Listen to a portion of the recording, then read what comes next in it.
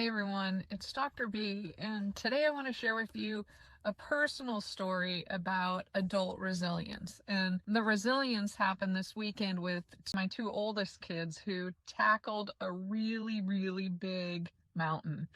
So let's get started. My daughter has had this dream and goal for many years now. I think 3 years she started out and wanting to climb Half Dome. If you don't know what Half Dome is, it's in Yosemite and a big face of a rock to get to the summit. So it's a big deal and requires training for most people. She enlisted my oldest son to go. She's been training all year to do this event. And so when they came home, I was so surprised at what I learned about how it went when they got to the part where it becomes fully rock all the way to the summit. And it's after about a 9-mile hike to that spot. So they're already totally exhausted. But there's this amped up adrenaline run where you really have to face your fear and go almost straight up on cables and boards to get to the summit. So my daughter Lainey has always been a little bit of a cautious child. She thinks out the process, and she's not a big risk taker. And so, she's always been like that. That's just her temperament. And my older son Joe is almost the exact opposite, which would be normal for two kids in a row. He was a go-getter. Like, nothing scared that kid. He would, take a risk, and he would almost always succeed.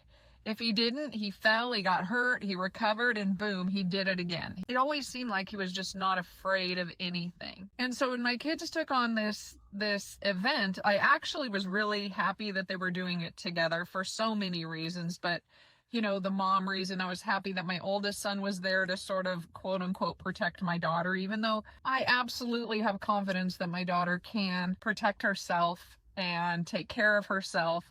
But it just gave me reassurance that, they were together and all of that. And so they had taken precautions ahead of time and made plans in case it rained or in case, anything came up.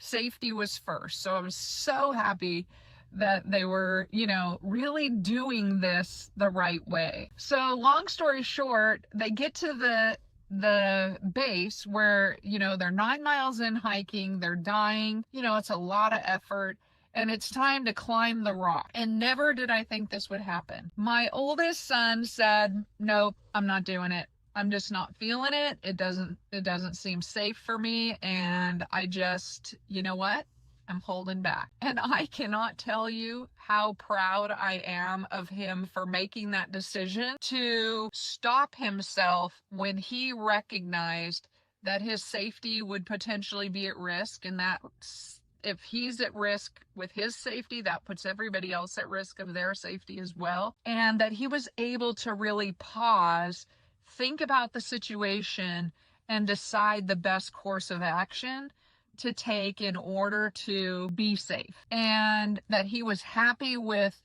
trekking as far as he did, and he was happy being there with his sister and making sure that she was safe and really supporting her dream. But he went anyway because he's a guy who challenges himself in those kinds of ways, which made me so surprised that he stopped at the really hard part, because he's also a climber.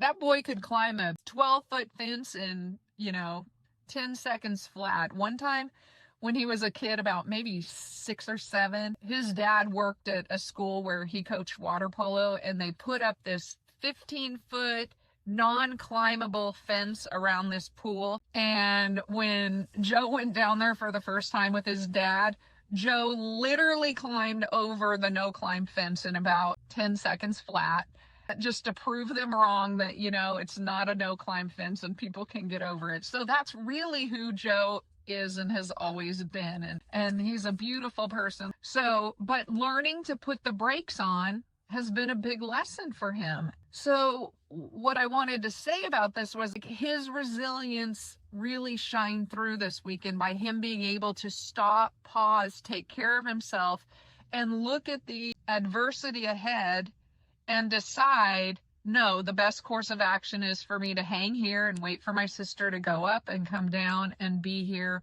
as a support from this point, not as somebody who needs to go to the top just to prove something to somebody else. So that was the first thing, and I'm just so proud of him pausing. Now, on the flip side, I have Lainey, my daughter, who's the cautious one, who's the wary one. She's been watching the weather like moment to moment. Is there going to be a cloud? Is there going to be thunder? Is there going to be lightning?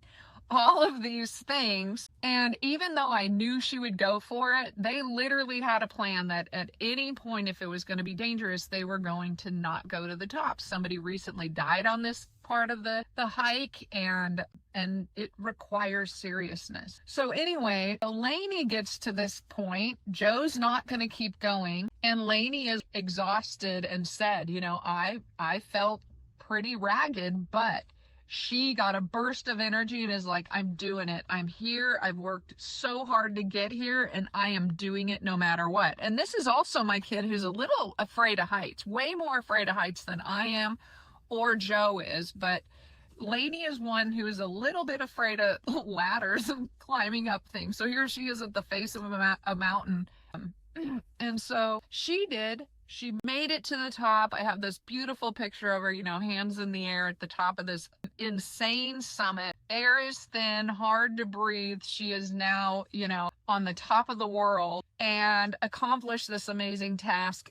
But more importantly, again, her resiliency shows through by her being able to take a step outside of her comfort zone within her safety space and accomplish something way bigger than herself. And so when I got the text that, they did this big giant hike and they were successful, and that Joe stopped and Lainey went, I celebrated both of them just in my heart and soul, because it revealed to me that both of my children, were able to act on their strength and their courage and their purpose and their adaptability in a situation. And that is everything that makes up resilient soup. Like, that's the thing. So regardless of the mountain, I know that both of them can approach a complex or a difficult situation or task or event at hand and do those things. Be purposeful, be thoughtful, be safe, be smart about what is best for them and going forward. And that is at the heart of resilience, the ability to overcome adversity.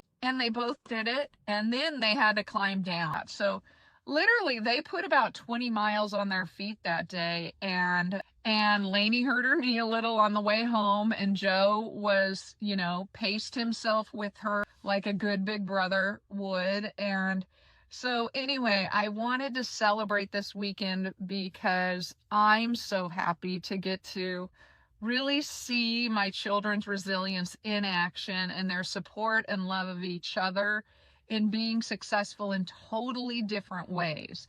And that's so important as a parent, to really recognize how your children's strengths show through in very different ways. So success comes in many, many different colors, sizes, shapes, and events. So with that, and congratulations, Joe and Lainey. I'm so proud of you and I love you so much. And let's go forward, leave a life print.